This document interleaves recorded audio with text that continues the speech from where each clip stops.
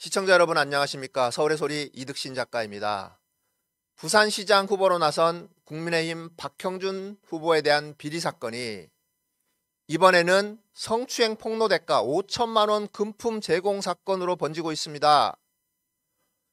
부산의 지역 언론인 국제신문 보도에 의하면 2012년 총선 당시 새누리당 후보로 출마했던 유재중 후보의 성추문을 폭로한 여성이 폭로 직전에 박형준 당시 무소속 후보로부터 5천만 원의 현금을 받았다는 것입니다.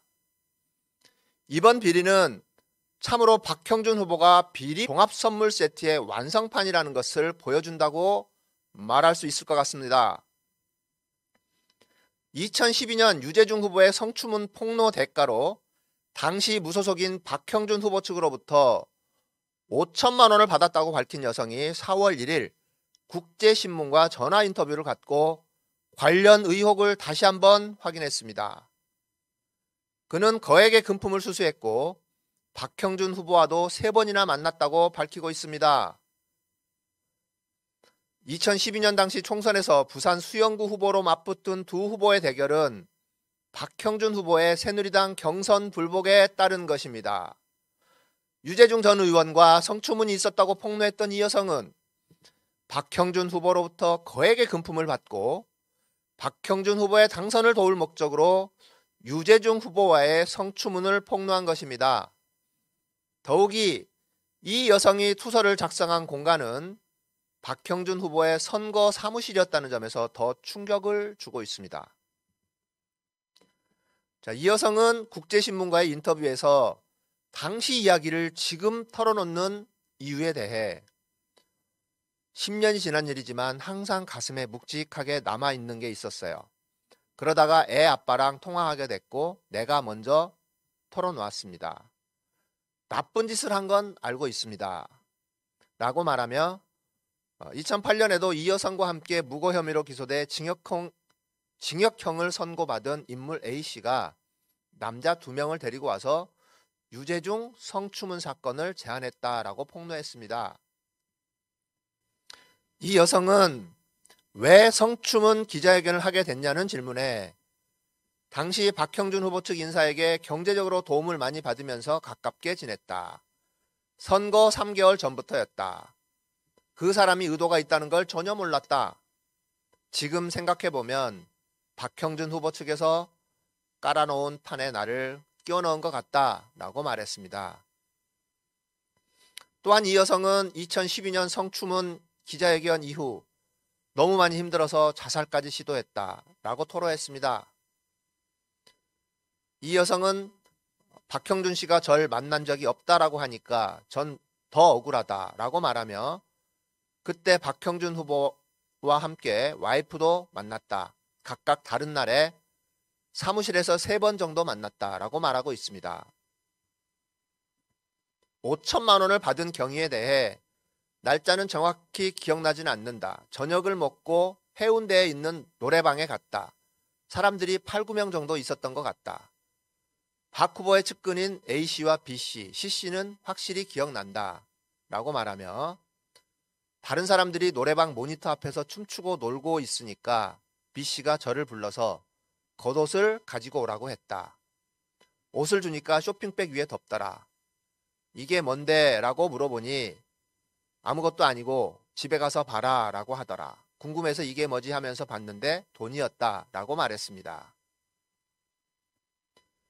이 여성은 돈을 어디에 사용했는지에 대한 질문에 저도 너무 오래전 일이라 기억이 잘 나지 않는다. 은행에 넣지 말라고 해서 은행에 안 넣었다. 계좌 추적 들어올 수 있다라고 해서 라고 답했다는 것입니다. 끝으로 이 여성은 박형준 후보에게 사과받고 싶죠. 당연히. 그래야 저도 떳떳한 엄마가 될 수 있을 것 같아요. 라고 말했습니다. 이번 사건에 대해 일각에서는 실제 성추문 사건이 있었느냐 없었느냐 아니면 처음부터 조작된 사건이냐 이런 것을 놓고 여러 가지 의견들이 있다고 합니다. 그러나 이 사건은 본인의 당선을 위해 박형준 후보 측에서 이 여성에게 5천만 원의 현금을 제공했다는 것이 사건의 본질이라고 말할 수 있을 것 같습니다. 자, 다시 한번 박형준 후보의 문제점을 정리해 드리도록 하겠습니다. 첫째, LCT 관련 부동산 비리입니다. 해운대 LCT의 112평 로열층 아파트를 두 채나 보유하고 있는 것으로 알려지고 있습니다. 당시 LCT 아파트는 청약 경쟁률 17대 1이라는 엄청난 경쟁률을 보이면서 청약 다음 날부터 몇 천만 원대의 프리미엄이 오간 정황이 있다라고 관련 부동산 업자들은 얘기를 하고 있습니다. 또한 흡사 폐기물처럼 보이기도 하는 철골 구조물, 해운대 LCT 정면에 놓여 있는 철골 구조물을 무려 18억 원에 그의 배우자가 운영 중인 조현화랑을 통해 납품한 의혹도 있습니다. 박형준 후보의 문제점 두 번째입니다. 홍대 입시 청탁 비리입니다. 그의 딸을 홍대 미대에 꼭 합격시켜 달라는 청탁 의혹에 대해 김승현 교수가 관련 내용을 기자회견으로 폭로한 바 있습니다. 박형준 후보의 세 번째 문제점 비리 의혹입니다. 국회 사무총장 재직 당시 그는 식당 운영권 특혜 비리를 제공했으며 국회 정원에 설치된 과일나무 조형물 피켓 특혜 비리 의혹이 있습니다. 자, 박형준 후보에 대한 네 번째 문제점입니다. 청와대 재직 당시 국정원 사찰 지시 의혹이 있습니다.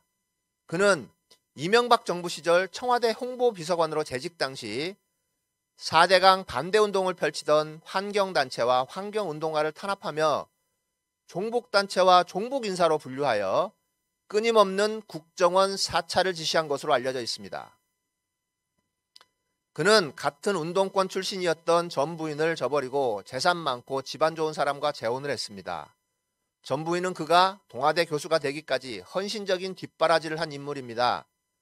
박형준이 결혼 생활에 충실하지 않았기 때문에 그가 출마할 때마다 그의 전처는 공천 반대 1인 시위를 하기도 했습니다.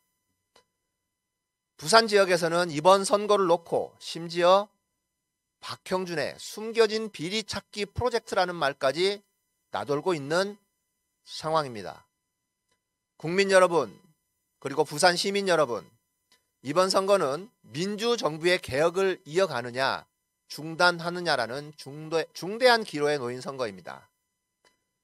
현 정부의 개혁 정책에 실망하여 등을 돌린 지지자도 있습니다.